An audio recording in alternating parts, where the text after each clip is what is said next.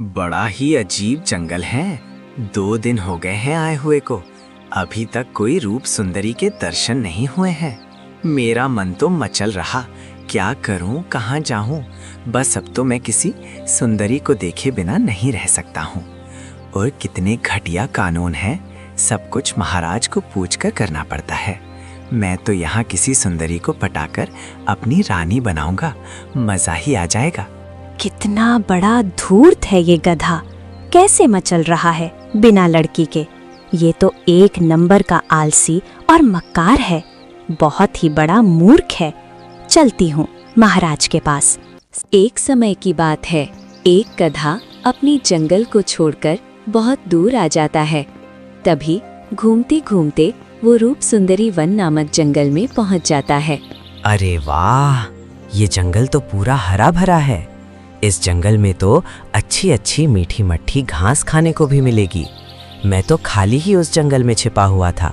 सब मुझे मूर्ख बोलते हैं, लेकिन गधा हुआ तो क्या हुआ, मैं तो बहुत बुद्धिमान जानवर हूँ। इससे तो मेरी सारी जिंदगी आराम से गुजर जाएगी। लेकिन इस जंगल में खतरनाक जानवर भी हो सकते हैं, मुझे संभल के रहना होगा। काश कोई रूप सुंदरी मेरी गर्लफ्रेंड होती तो मैं उसे जंगल की मीठी मीठी घास खिलाता। फिर गधा वहां से आगे निकल जाता है। कुछ ही दूर चलने पर उसे एक हाथी मिलता है और गधे को देखकर हाथी बोलता है, अरे ओ गधे, कौन है रे तू और कहां से आया है? तुझे तो पहले कभी इस जंगल में नहीं देखा। कहीं तू कोई दुश्मन देश का जासूस तो नहीं? अरे नहीं हाथी भाई, मैं तो पास के जंगल से आया हूँ। ये जंगल तो बहुत बड़ा है। यहाँ तो पूरे जंगल में हरी हरी घास है और यहाँ तो पानी की भी कोई समस्या, इसलिए मैं भी यहीं रहने की सोच रहा था। तो इतने में आप आ गए। और हाथी भाई, आपके जंगल में कोई सुंदरी हो जो मुझे संभाल सके? बात करवाओ ना, बिना गर्लफ्रेंड के मुझे अच्छा नहीं लगता है। कितना बड़ा धूर्त है तू, तुझे महाराज के पास लेकर चलता हूँ, वही मिलेगी तुझे गर्लफ्रेंड। साले मक्कार, तुमको समझ नहीं आता है, किसी से बात करनी है, जान न पहचान मैं तेरा मेहमान। अब तुझे शेर सिंह ही सबक सिखाएंगे। धूर्त को लड़की चाहिए, चल तेरी टांगे तुड़वाते हैं महाराज से। अरे भाई, आप तो नाराज हो गए हैं, मैं बस मजाक कर रहा था। जंगल में तो सभी मेरी बहन ही हैं, बस आप गुस्सा मत हो। बस ये गर्लफ्रेंड वाली बात महाराज को मत बताना भाई, वरना महाराज मेरी चमड़ी उतार देंगे। ये सब बोलने से पहले सोचना चाहिए था। चल कोई बात नहीं, रो मत, अब चल महाराज के पास। दोनों वहां से चल देते और दोनों ही शेर सिंह के सामने पहुंच जाते हैं। और फिर हाथी बोलता है, महाराज की जय हो। महाराज, ये गधा किसी दूसरे जंगल से आया है, पूछने पर कुछ सही से नहीं बता रहा। कहीं ये गधा किसी का भेजा हुआ जासूस तो नहीं है? और हाँ महाराज, ये गधा जंगल में लड़कियों को गलत नजरों से देखता है महाराज, और गर्लफ्रेंड भी मांगता है। ऐसको यूं खुलेआम छोड़ना कहीं हमें भारी ना पड़ जाए महाराज, कहीं ये किसी लड़की को लेकर भाग ना जाए महाराज। अच्छा, तो ऐसी बात है, हमारे जंगल की लड़कियों पर गंदी नजर रखते हो? तेरी तो मैं चमड़ी उतार दूंगा। और बता, हमारे जंगल में तुमको किसने भेजा और क्यों हमारे जंगल की जासूसी कर रहा है?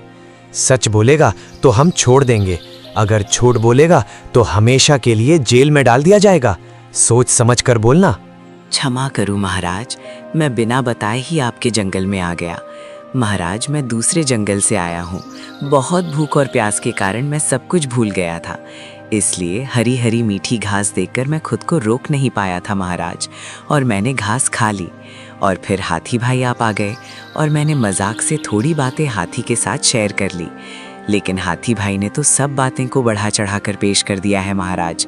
ना तो मैं किसी का भेजा हुआ जासूस हूँ और ना किसी लकड़ी के ऊपर मेरी गंदी नज़र है। और महाराज, मैं आपसे फिर से क्षमा मांगता हूँ, और महाराज, मैं यहाँ रहने की इजाज़त चाहता हूँ।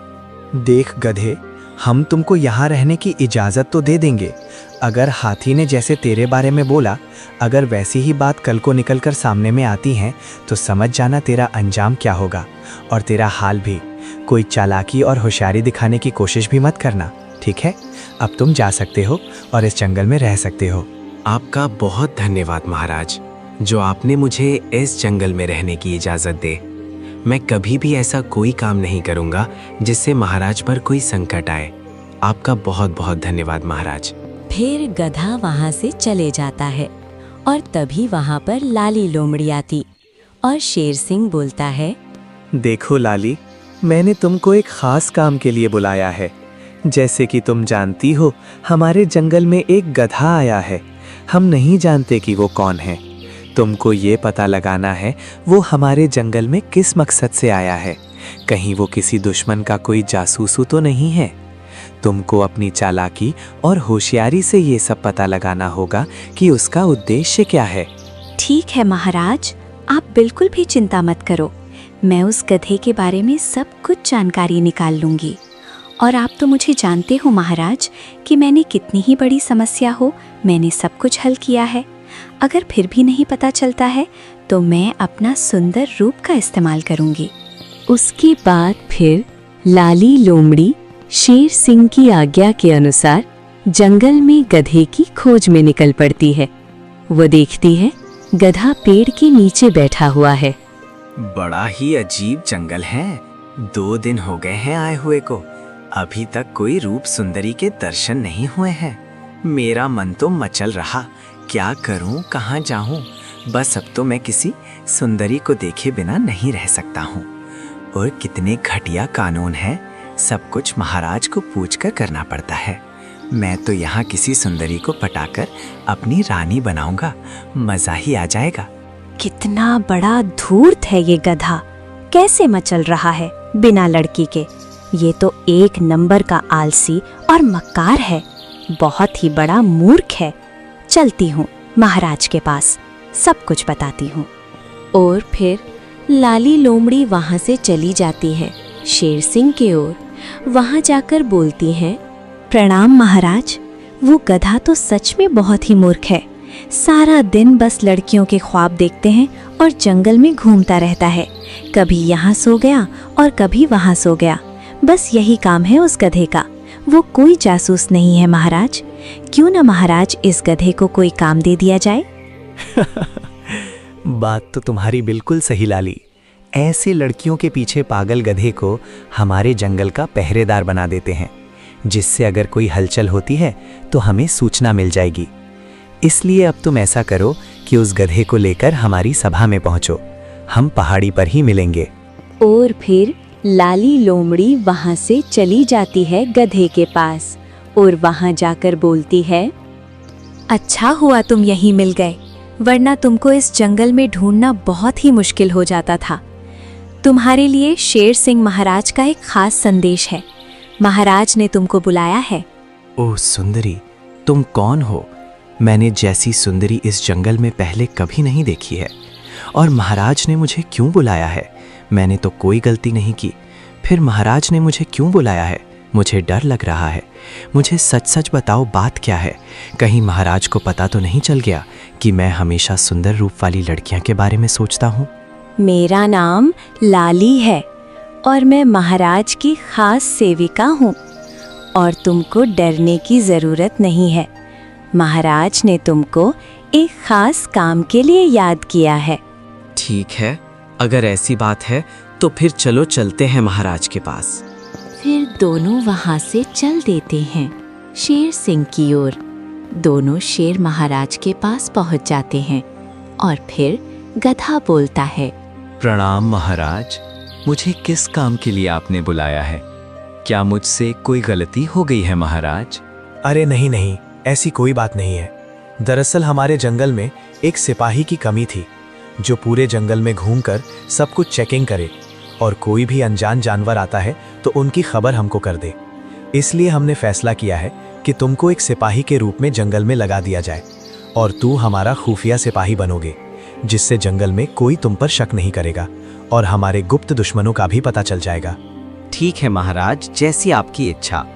मुझे भी ये सब बहुत ही अच्छा लगा कि आपने मुझे एक सिपाही के रूप में जंगल की सुरक्षा के लिए नियुक्त किया। मैं आपके बताए अनुसार ही जंगल में पहरेदारी करूंगा। तो फिर ठीक है। और फिर गधा सिपाही के रूप में जंगल में घूमने लगा और घूमते घूमते एक भेड़िया गधे के साथ आ जाता है और भेड़िया बोलता है, अरे धूर्त गधे, कहाँ जा रहा है तू? आज मैं तेरी मोटी चमड़ी को चीर कर खाऊंगा। मजा ही आ जाएगा। ओ कमबख्त भेड़िए, शायद तू मुझे जानता नहीं है कि मैं कौन हूँ और तू मुझे धमकी दे रहा है। आजा, मैं तुम्हें ऐसा सबक सिखाऊंगा कि जिंदगी भर याद रखेगा। ओहो देखो रे भाई, देखो, दिन रात आलस में जीने वाला और लड़कियों के ख्वाब देखने वाला गधा मुझे से लड़ाई करेंगे। जा भाग जा, किसी सक्तीन साली को भेज जिससे मुझे लड़ने में आनंद आए। क्यों मेरे हाथों मारा खाता है? ये तो तब पता चलेगा तब तू मेरे हाथों बचेगा। आज मैं तुम्हें जिंदा नहीं छोड़ूंगा भेड़िए, तू तो गया। फिर दोनों में बहुत ही जोरदार लड़ाई होती है और गधा वहां से भाग जाता है और सीधा शेर सिंह के पास पहुंच जाता है और वहां जाकर बोलता है, सिपाही, तुम इतने दौड़ क्यों रहे हो और तुम्हारी हालत ऐसे किसने की? कौन है जिसे हमारा डर नहीं? महाराज, एक भेड़िया हमारे जंगल में घुस आया है और तबाही मचा रहा है। मैंने अकेले ही भेड़िए से युद्ध किया और मैं फिर भेड़िए के सामने कमज़ोर होने लगा, इसलिए मैं वहाँ से भागकर आपको खबर देने आ गया महाराज। वो आपको ललकार रहा है, हमारी सहायता करो महाराज। तुम डरो मत, हम भी तुम्हारे साथ चलते हैं। ऐसा कौन सा भेड़िया है जिसे अपने प्राणों का भय नहीं? आज हम उस भेड़िए की जीवन लीला ही समाप्त कर देंगे। चलो मेरे साथ। फिर शेर सिंह और सिपाही गधा दोनों वहां से चल पड़ते हैं भेड़िए की ओर। थोड़ी दूर जाने पर उन्होंने भेड़िया मिल जाता है। ओ, तो तू है वो धूर्त भेड़िया जिसने हमारे जंगलवासियों को डरा रखा। मूर्ख, तू शायद जानता नहीं, हम इस जंगल के महाराज हैं और हमारी इजाजत के बिना हमारे जंगल में घुस आया है तू और हमारी ही प्रजा पर अत्याचार कर रहे हो। देखो शेर सिंह, मैं दूसरे जंगल का बहुत ही शक्तिशाली और खूंखार जानवर हूँ, जिससे डरकर सभी जानवर मुझसे लड़ने से घबराते हैं। अगर तू इस जंगल का राजा है तो मुझसे युद्ध कर। अगर तू जीत गया तो मैं हमेशा तेरा दास बनकर रहूंगा, और अगर तू हार गया तो ये राजपाट छोड़कर तुमको जाना पड़ेगा। ठीक है, फिर भेड़िए, मुझे ये तुम्हारी शर्त मंजूर है। फिर आ जाना जंगल के बीचों बीच, वहीं सबके सामने मुकाबला होगा। वहीं पता चलेगा कितने दान में कितना चावल होता है। और फिर शेर सिंह और सिपाही गधा दोनों वहां से चले जाते हैं। सिपाही, पूरे जंगल में सबको बता दें, आज भेड़िए के साथ हमारा मुकाबला होगा। जो जीतेगा वही अगला जंगल का राजा होगा। जी महाराज, मैं सबको खबर कर। और एक बात और महाराज, हम सब आपके साथ हैं, सब मिलकर भेड़िए को हरा देंगे। अब मैं चलता हूँ महाराज, सबको बुला कर लाता हूँ। और फिर गधा वहां से चला जाता है। आप सभी मेरी बात ध्यान से सुने। हमारे जंगल में एक शैतान भेड़िया घुस आया है और उसने हमारे महाराज को चुनौती दी कि उसके साथ लड़ाई करेंगे। अगर महाराज हारते हैं तो उन्हें भेड़िए को राजा स्वीकार करना होगा। इस समय हमें सभी को मिलकर महाराज की सहायता करनी होगी और उस भेड़िए को सबक सिखाना होगा, ताजो हम सब शांति से रह सकें। और सब लोग मैदान में पहुंच जाना। और फिर सिपाही गधा वहां से चला जाता है। लाली लोमड़ी आती हैं शेर महाराज की ओर, बोलती हैं, क्या हुआ महाराज, आप बड़े परेशान लग रहे हैं। क्या आप उस भेड़िए की वजह से परेशान हैं?